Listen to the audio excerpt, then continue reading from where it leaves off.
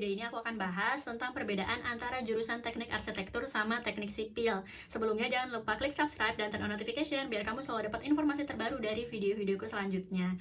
Nah, kenapa aku bahas tentang perbedaan antara arsitektur sama teknik sipil ini? Karena teman seangkatanku sendiri pernah salah milih jurusan, tapi akhirnya dia selesain sampai lulus sih. Jadi dia tuh pengen jadi arsitek, terus udah itu daftar ke jurusan arsitek kemana-mana, tapi ternyata dia nggak keterima. Terus akhirnya dia memilih untuk lanjut ke teknik sipil. Ya akhirnya sekarang lulus dengan gelar sarjana teknik sipil. Nah, apa sih perbedaan antara teknik sipil sama teknik arsitektur?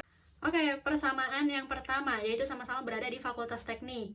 Dan yang kedua yaitu sama-sama mempelajari tentang pembangunan, konstruksi, dan proyek. Terus udah itu yang ketiga, sama-sama nantinya akan mempelajari soal gambar teknik nih. Terus udah itu yang keempat, karena berada di fakultas yang sama dan bidangnya juga sama-sama mempelajari tentang pembangunan, proyek, dan konstruksi, maka nantinya akan ada mata kuliah yang sama, tapi porsinya berbeda-beda. Untuk perbedaannya, yang pertama, kalau misalnya untuk arsitektur itu lebih fokus kepada desainnya, gimana suatu bangunan atau suatu konstruksi itu indah, jadi dapat seninya.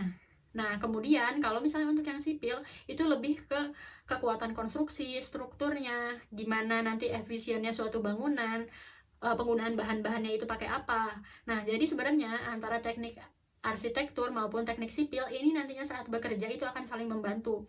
Jadi dari segi teknik arsitekturnya dia menggambar, bikin desainnya, setelah itu nanti akan diberikan ke bagian yang teknik sipil. Nanti teknik sipilnya akan ngecek apakah dari segi gambar yang sudah dibuat ini ergonomis atau enggak, ekonomis atau enggak, efisien atau enggak. Nah, terus nanti bagian teknik sipil ini akan memilih, misalnya kayak bahan-bahannya mau pakai apa, semennya mau pakai apa, yang gimana biar bisa bagus, strukturnya kuat, nggak roboh. Kalau dari segi nanti lulusannya akan bisa bekerja di mana, nanti prospek kerjanya apa.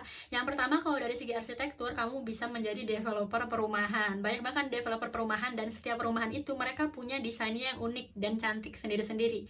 Yang itu justru jadi daya tarik bagi pembeli atau bagi buyernya. Kenapa sih mau beli di perumahan ini? Soalnya rumahnya bagus ini desainnya. Nah, itu salah satu prospek kerja lulusan dari arsitektur. Kemudian yang kedua yaitu kamu bisa jadi ASN atau PNS, karena banyak banget lowongan pekerjaan yang memang membutuhkan lulusan dari sarjana arsitektur. Terus udah itu kamu juga bisa menjadi arsitek tentu saja, dan juga kamu bisa menjadi bagian dari kontraktor yang nantinya akan ngurusin soal konstruksi. Nah, setelah itu kamu bisa jadi guru atau dosen. Kalau guru, ya guru untuk SMA sih, lulusan S1 kan belum bisa jadi dosen. Nah, tapi kalau misalnya kamu merasa pengen jadi dosen, maka setelah lulus S1, lanjutlah untuk kuliah S2. Nanti setelah lulus S2, baru bisa jadi dosen. Nah, selain itu, kamu juga bisa jadi konsultan arsitektur. Nah, jadi kamu nanti bisa buka lembaga sendiri untuk memberikan konsultasi dari segi arsitekturnya. Jadi nggak mesti kamu yang ngedesain, tapi kamu bisa buka lembaga konsultasi. Nah, terus udah itu kalau di teknik sipil apa dong? Nah, kalau jadi di teknik sipil, karena bidangnya bukan di bidang desain, jadi kamu prospek kerjanya salah satunya adalah jadi manajer proyek.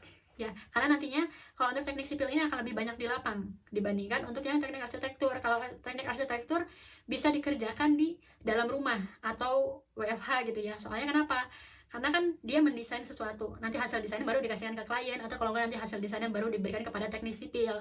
Sementara yang teknik sipil ini yang mengawasi di lapangnya, nanti gimana mengawasi pembangunannya, karena dia ngerti bahan-bahannya kan.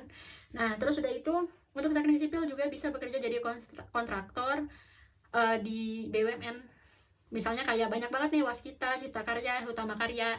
Terus juga dari teknik sipil bisa menjadi ASN atau PNS. Jadi jangan berpikir kalau misalnya masuk teknik nanti nggak bisa jadi PNS dong, bisa. Untuk PNS ini maupun ASN ya, lowongan pekerjaannya terbuka dari semua jurusan yang ada di Indonesia. Jadi nggak usah khawatir. Terus udah itu bisa juga jadi perencanaan struktur maupun jadi konsultan untuk arsitek. Jadi kalau misalnya seorang arsitek itu membuka lembaga konsultasi arsitektur, nah akan diperlukan orang dari segi teknik sipil juga. Buat apa? Buat ngeliat nih desain yang udah dibuat ini, kira-kira kalau bisa dijadikan suatu bangunan, kokoh nggak sih bangunannya, bisa bertahan nggak sih? Gimana kalau misalnya bangunannya ini roboh atau penggunaan bahan-bahannya itu nggak efektif, nggak efisien, dan nggak ekonomis. Oke, segitu aja perbedaan antara teknik sipil dan teknik arsitektur. Kalau kamu punya pertanyaan lain terkait jurusan apa yang mau kamu bandingkan dan kamu tanyakan, bisa tanya di kolom komentar di bawah ini. Dan terima kasih sudah menonton video ini sampai akhir.